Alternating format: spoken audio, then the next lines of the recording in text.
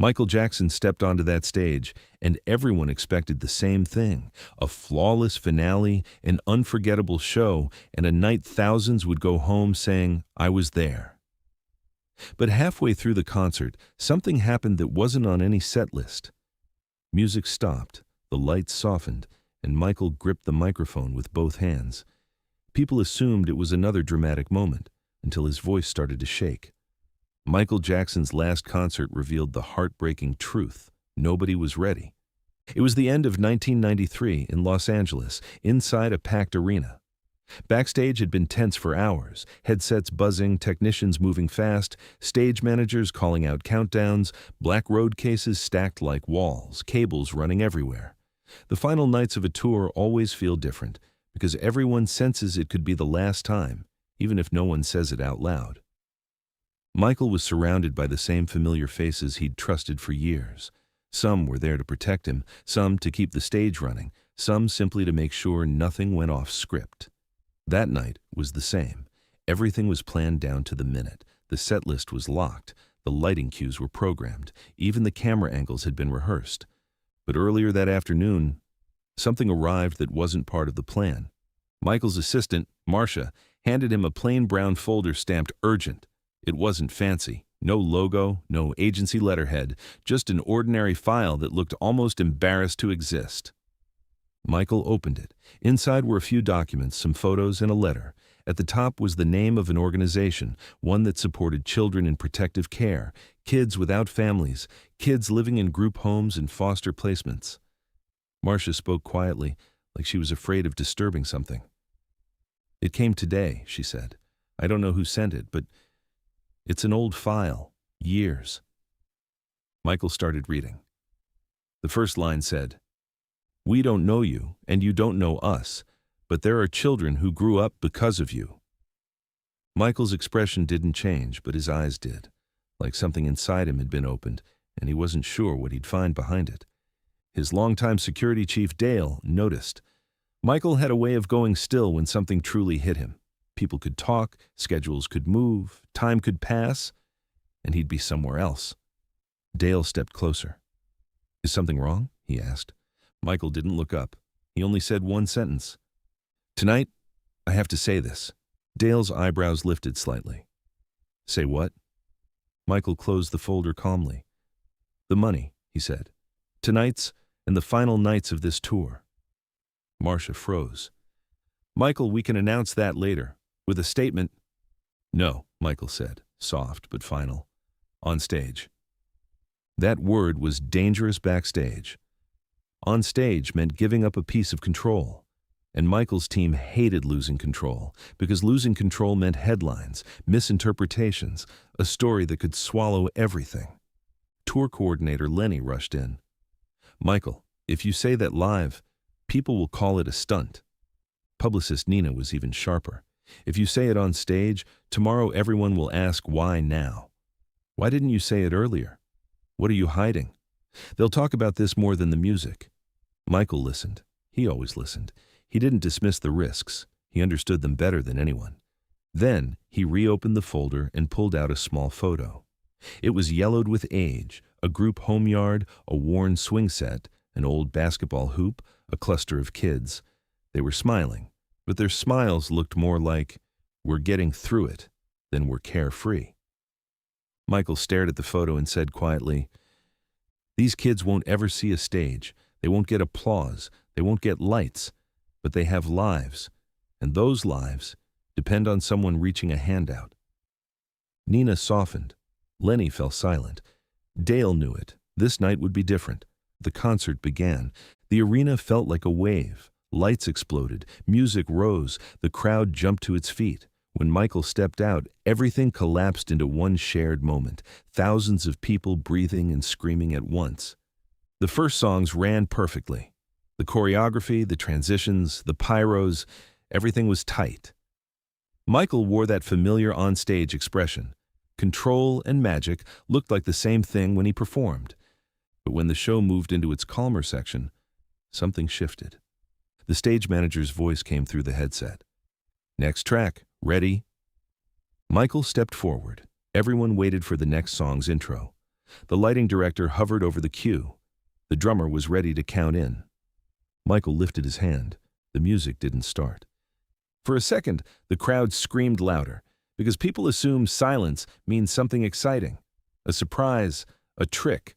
Michael lowered his head, then looked up. He spoke so calmly the arena had to quiet down just to hear him.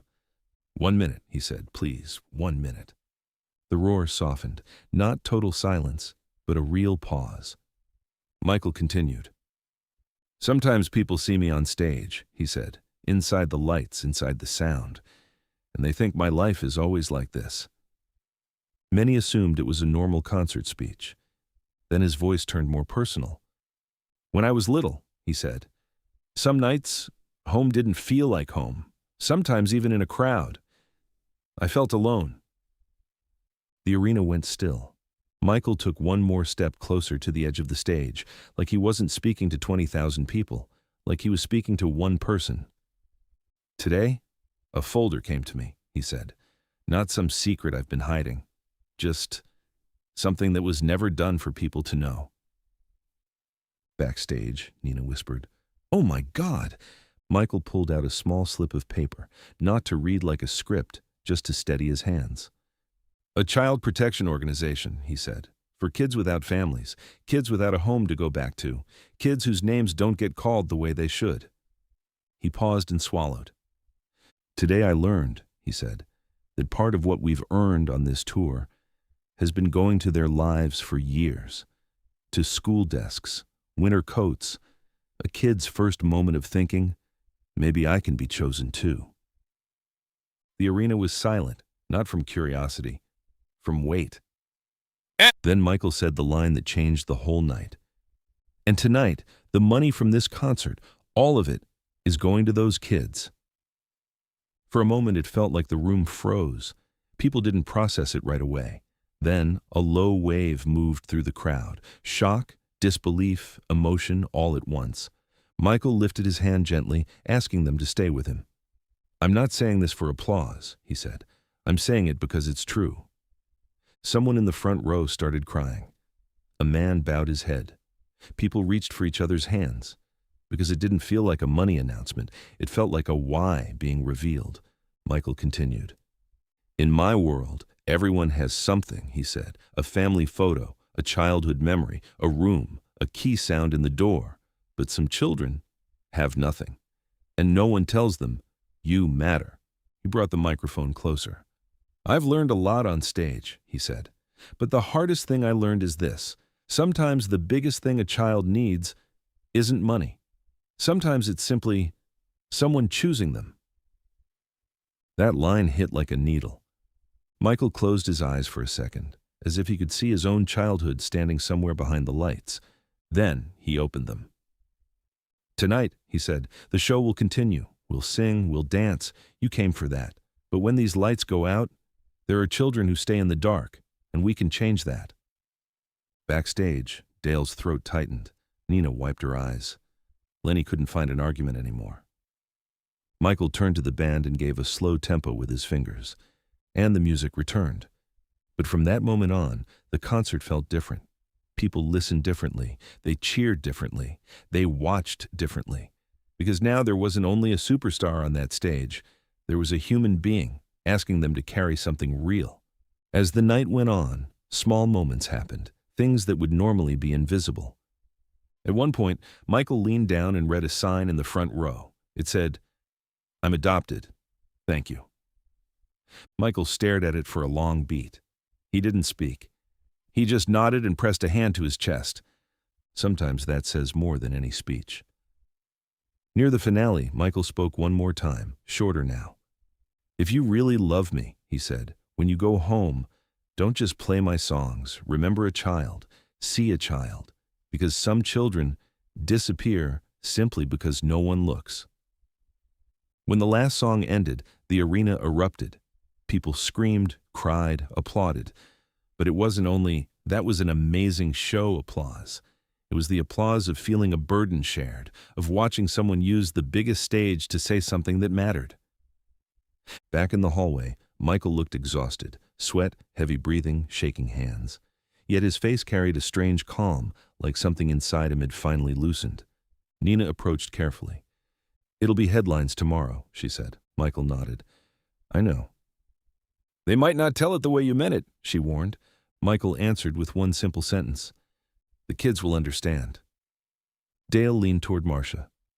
"Tonight," he said quietly, "we didn't just witness a concert." Marcia nodded. "Yeah," she said, "not a goodbye, a legacy." A week later, a large envelope reached the organization's office. Inside were numbers, signatures, and a short handwritten note. "These kids won't get applause, so let's give them opportunity instead." Some people called it PR, some called it legendary. Some said they wished more stars were like that. But the most important voice came years later from someone who'd grown up in that system, one of those kids. "We never met Michael," he said in an interview, "but because of him, I felt chosen for the first time." And sometimes a person's last concert isn't remembered for the biggest dance move. Sometimes it's remembered for the quietest truth. If this story stayed with you, please like and subscribe, and share it with someone who needs a reminder that respect and love should never be conditional. Have you ever seen someone use their influence to protect the people who are usually forgotten? Tell us in the comments and hit the notification bell for more untold documentary-style stories from the world of music.